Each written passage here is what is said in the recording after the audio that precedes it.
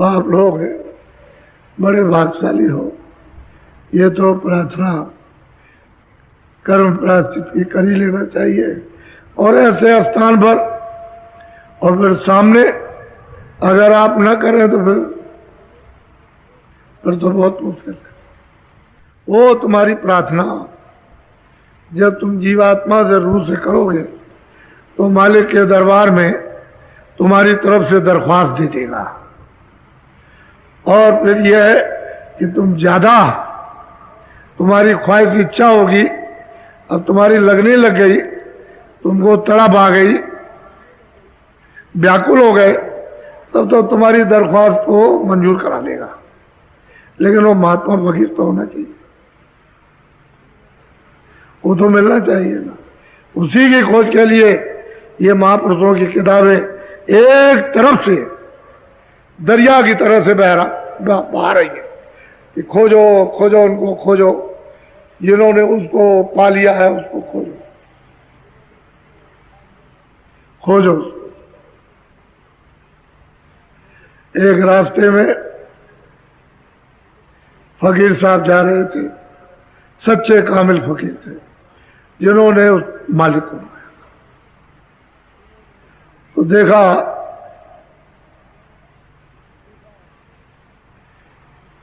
एक मस्जिद बनी हुई है, दूसरा एक आदमी मकान के ऊपर मस्जिद बना रहा था। वो वहीं के दरवाजे से निकले,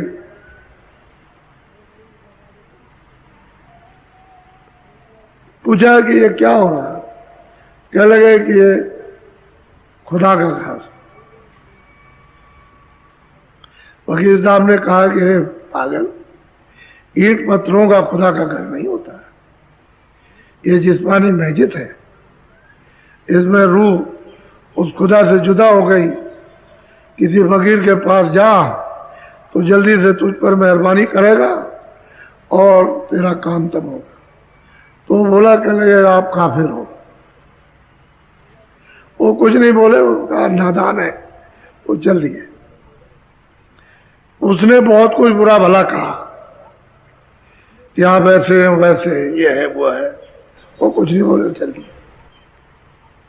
उसने सोचा ये मैं इतनी मेहनत करता हूं और मैंने इतना यानी बद शब्दों में बुरा भला फकीर साहब को कहा हो, कुछ हंसते हुए चले गए।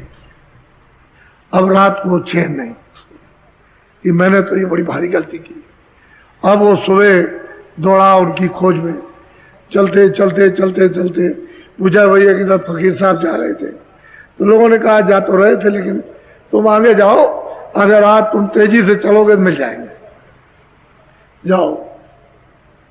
तो कहता गया कि हे खुदा अगर तुम सच्चे हो तो शाम तक मिल जाएगा।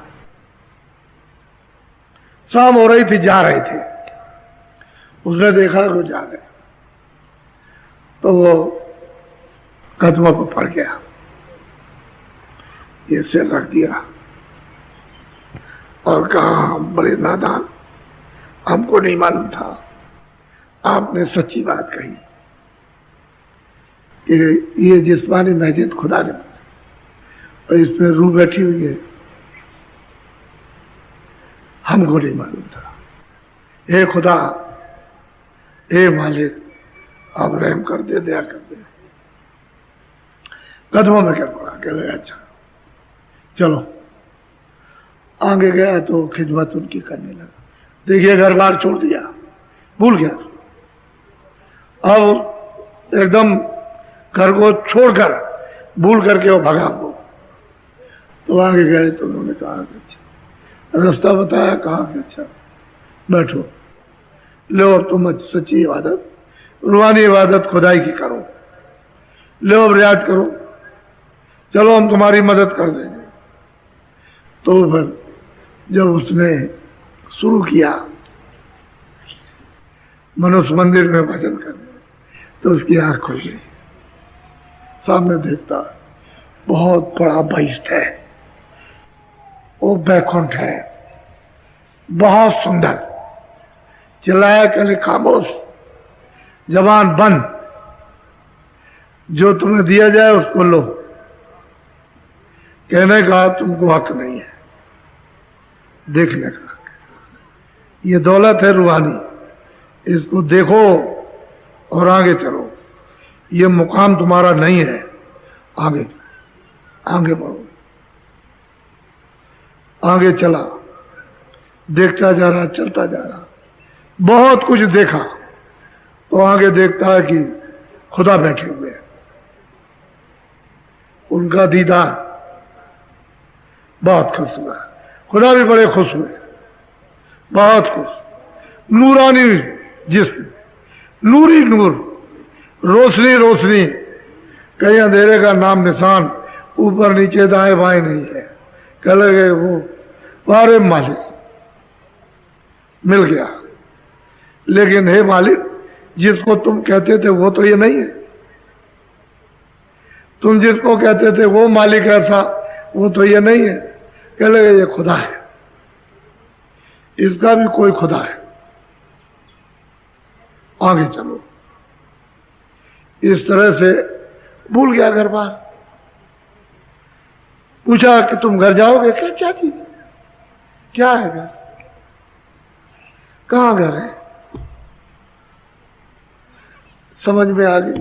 कहने का मतलब यह है कि कब और किस समय पर फकीर के वचन, फकीर की निगाहें किस समय पर मेहर की और दया की किस पर पड़ जाए, किस समय पर वो किस रूह को, जीवात्मा को जगा ले। हमको चाहिए कि हम उनकी खोज करें, कहीं ना कहीं मिल जाए। कैसे मिलते कैसे नहीं मिलते, बड़े बड़े इतिहास हैं, मिल जाते। तो आज ये 13 तारीख का पहला दिन है, इसमें तमाम लोग आपके सामने आए हुए हैं। मैं चाहता हूं कि जो थोड़ा बहुत समय आपका बचा हुआ है, उसे समय से और अनमोल मनुष्य से कुछ अपनी जीवात्मा का कुछ काम करो, अपने के लिए करो। ये तो गैरों का काम, ये अपना नहीं, गैरों का है। इससे जितने भी संबंध सब गैरों के, तो अपना तो कुछ है, सब बेकार चला जाए। तो कुछ जीवात्मा को जो जगा लो,